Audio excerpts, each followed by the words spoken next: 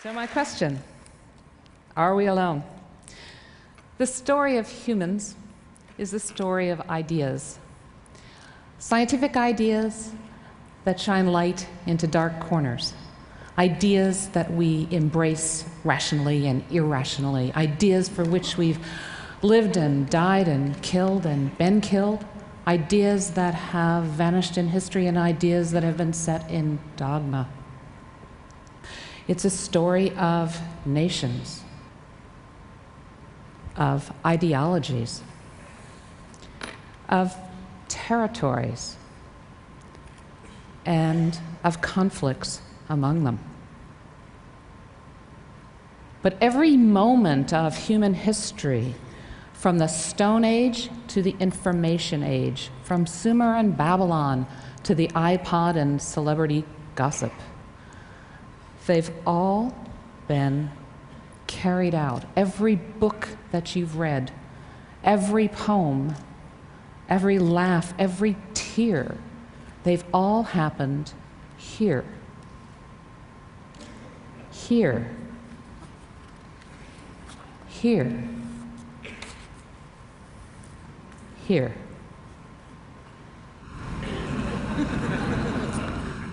Perspective is a very powerful thing. Perspectives can change.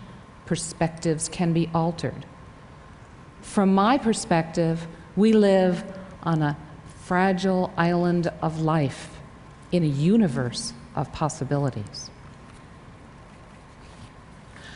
For many millennia, humans have been on a journey to find answers.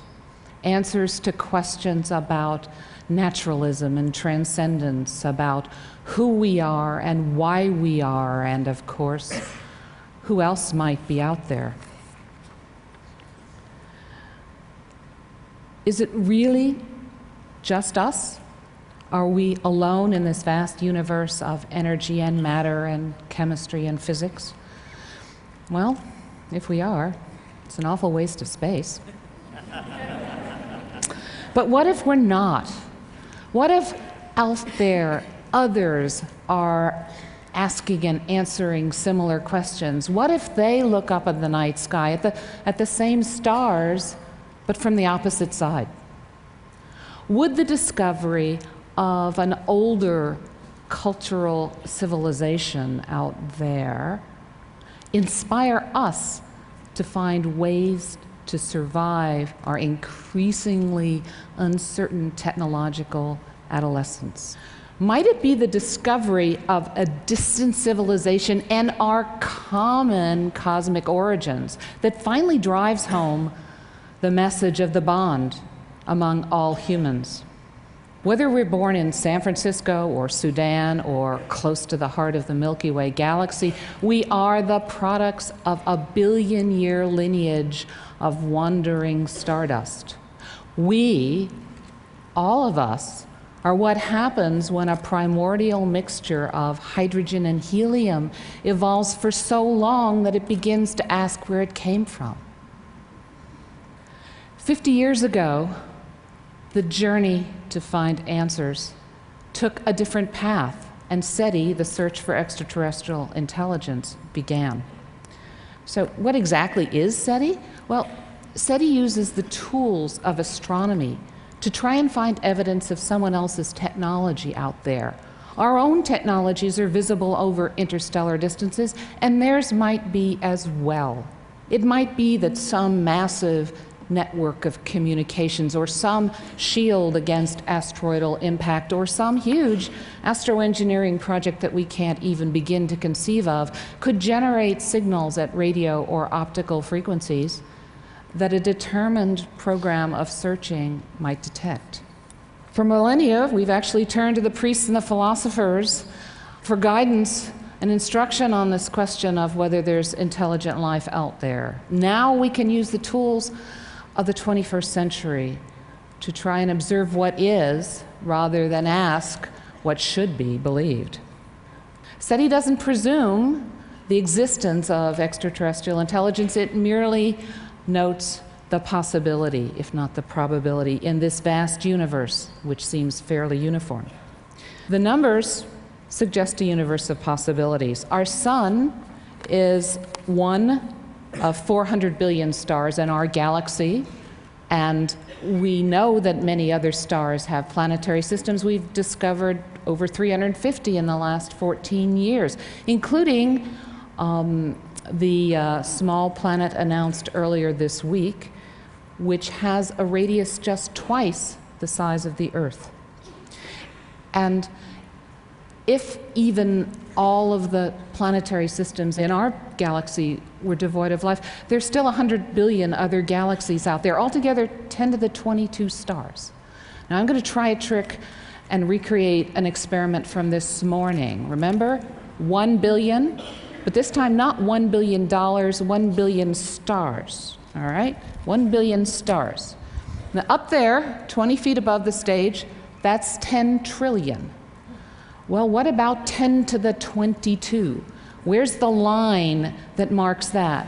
That line would have to be 3.8 million miles above this stage, 16 times farther away than the moon, or 4% of the distance to the sun. So there are many possibilities. And much of this vast universe, much more may be habitable than we once thought. As we study extremophiles on Earth, organisms that can live in conditions totally inhospitable for us, in the hot, high-pressure thermal vents at the bottom of the ocean, frozen in ice, in boiling battery acid, in the cooling waters of nuclear reactors. These extremophiles tell us that life may exist in many other environments. But those environments are going to be widely spaced in this universe. Even our nearest star, the sun, its emissions suffer the tyranny of light speed. It takes a full 8 minutes for its radiation to reach us, and the nearest star is 4.2 light years away, which means its light takes 4.2 years to get here. And the edge of our galaxy is 75,000 light years away, and the nearest galaxy to us, 2.5 million light years. That means any signal that we detect would have started its journey a long time ago. And a signal will give us a glimpse of their past, not their present, which is why Phil Morrison calls SETI the archaeology of the future. It tells us about their past, but detection of a signal tells us it's possible for us to have a long future. I think this is what David Deutsch meant in 2005 when he ended his Oxford TED Talk by saying he had 2 principles he'd like to share for living, and he would like to carve them on stone tablets. The first is that problems are inevitable. The second is that problems are soluble. So ultimately, what's going to determine the success or failure of SETI is the longevity of technologies and the mean distance between technologies in the cosmos, distance over space and distance over time. If technologies don't last and persist, we will not succeed. And we're a very young technology in an old galaxy, and we don't yet know whether it's possible for technologies to persist.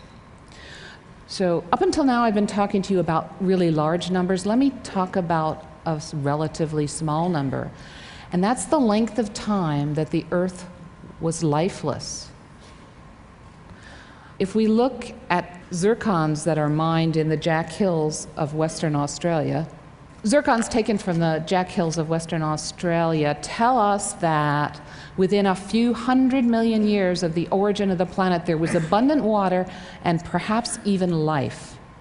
So our planet has spent the vast majority of its 4.56 billion year history developing life, not anticipating its emergence. Life happened very quickly, and that bodes well for the potential of life elsewhere in the cosmos. And the other thing that one should take away from this chart is the very narrow range of time over which humans can claim to be the dominant intelligence on the planet. It's only the last few 100,000 years that modern humans have been pursuing technology and civilization. So one needs a very deep appreciation of the diversity and incredible scale of life on this planet as the first step in preparing to make contact with life elsewhere in the cosmos. We are not the pinnacle of evolution. We are not the determined product of billions of years of evolutionary plotting and planning. We are one outcome of a continuing adaptational process. We are residents of one small planet in the corner of the Milky Way galaxy. And Homo sapiens are one small leaf on a very extensive tree of life that's densely populated by organisms that have been honed for survival over millions of years. We misuse language and talk about the ascent of man. We understand the scientific basis for the interrelatedness of life, but our ego hasn't caught up yet. So this ascent of man, pinnacle of evolution, has got to go. It's a sense of privilege that the natural universe doesn't share. Lauren Isley has said that one does not meet oneself until one catches the reflection from an eye other than human. One day that eye may be that of an intelligent alien. And the sooner we eschew our narrow view of evolution, the sooner we can truly explore our ultimate origins and destinations. We are a small part of the story of cosmic evolution, and we are going to be responsible for our continued participation in that story, and perhaps SETI will help as well. Occasionally throughout history, this concept of this very large cosmic perspective comes to the surface, and as a result, we see transformative and profound discoveries. So in 1543, Nicholas Copernicus published on the revolution of heavenly spheres. And by taking the Earth out of the center and putting the sun in the center of the solar system, he opened our eyes to a much larger universe of which we are just a small part. And that Copernican revolution continues today to influence science and philosophy and technology and theology. So in 1959, Giuseppe Cacconi and Philip Morrison published the first SETI article in a refereed journal and brought SETI into the scientific mainstream. And in 1960, Frank Drake conducted the first SETI observation looking at two stars, Tau Ceti and Epsilon Eridani, for about 150 hours. Now, Drake did not discover extraterrestrial intelligence, but he learned a very valuable lesson from a passing aircraft, and that's that terrestrial technology can interfere with the search for extraterrestrial technology. We've been searching ever since, but it's impossible to overstate the magnitude of the search that remains. All of the concerted SETI efforts over the last 40-some years are equivalent to scooping a single glass of water from the oceans, and no one would decide that the ocean was without fish on the basis of one glass of water. The 21st century now allows us to build bigger glasses, much bigger glasses. In Northern California, we're beginning to take observations with the first 42 telescopes of the Allen Telescope Array. And I've got to take a moment right now to publicly thank Paul Allen and Nathan Meervold and all the Team SETI members in the TED community who have so generously supported this research. Thank you.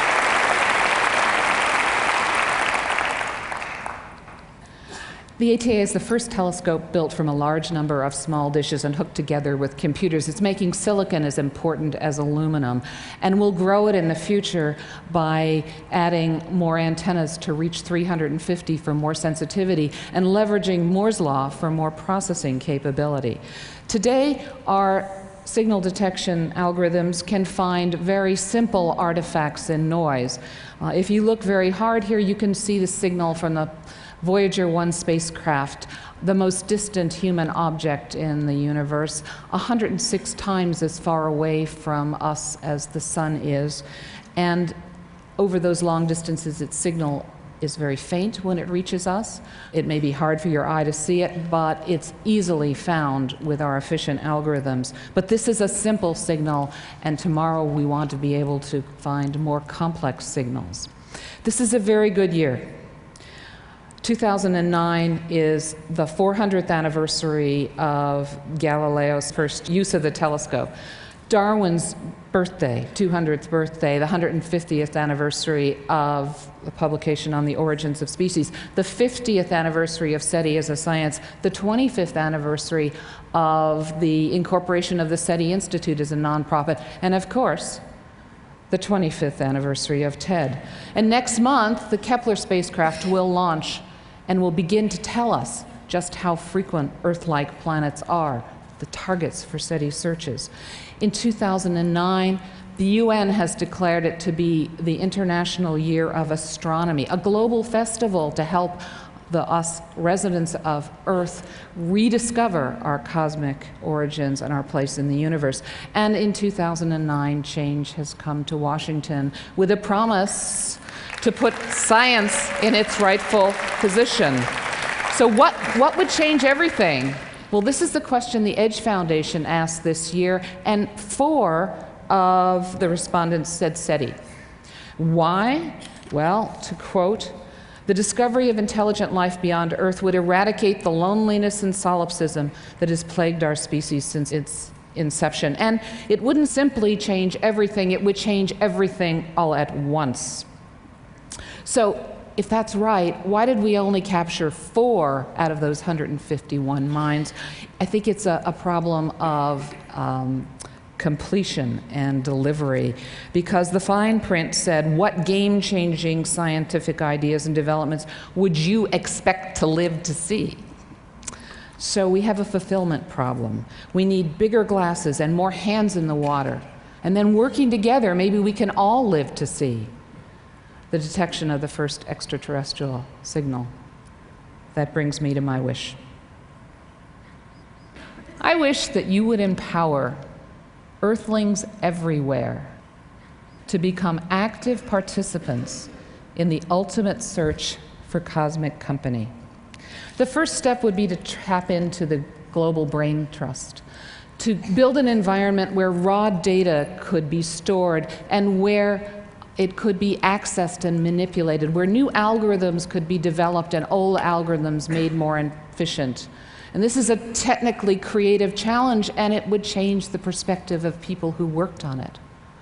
And then we'd like to augment the automated search with human insight. We'd like to use the pattern recognition capability of the human eye to find faint, complex signals that our current algorithms miss. And of course, we'd like to inspire and engage the next generation. We'd like to take the materials that we have built for education and get them out to students everywhere, students that can't come and visit us at the ATA. We'd like to tell our story better and engage young people and thereby change their perspective. I'm sorry, Seth Godin, but over the millennia, we've seen where tribalism leads. We've seen what happens when we divide an already small planet into smaller islands. And ultimately, we actually all belong to only one tribe, to Earthlings. And SETI is a mirror that can show us ourselves from an extraordinary perspective and can help to trivialize the differences among us. If SETI does nothing but change the perspective of humans on this planet, then it will be one of the most profound endeavors in history. So in the opening days of 2009, a visionary president stood on the steps of the US Capitol and said, "We cannot help but believe that the old hatreds shall someday pass, that the lines of tribe shall soon dissolve, that as the world grows smaller, our common humanity shall reveal itself." And so I look forward to working with the TED community to hear about your ideas about how to fulfill this wish. And in collaborating with you, hasten the day that that visionary statement can become a reality. Thank you.